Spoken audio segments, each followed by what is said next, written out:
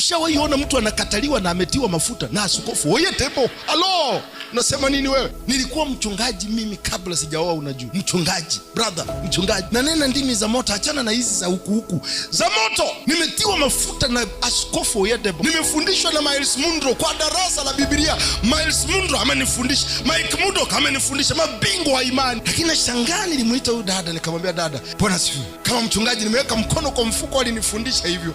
Kwa njia ya mamlaka nikamwambia dada, Bwana asifiwe. Akaniambia amen. Nikamwambia nina jambo la kukuambia. Anasema mchungaji endelee. Nikamwambia Roho Mungu ananishuhudia nikuoe. Akaniambia mimi siwezi olewa kwako. Nikamwambia unamaanisha nini? Akasema siwezi olewa kwako. Nimetiwa mafuta.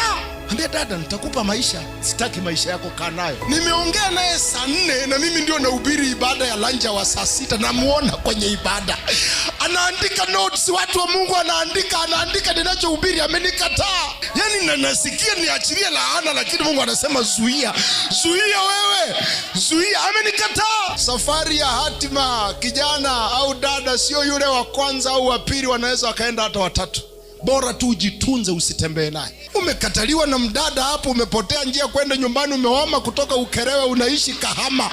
Leo hii Bwana anakurejesha katika jina la Yesu.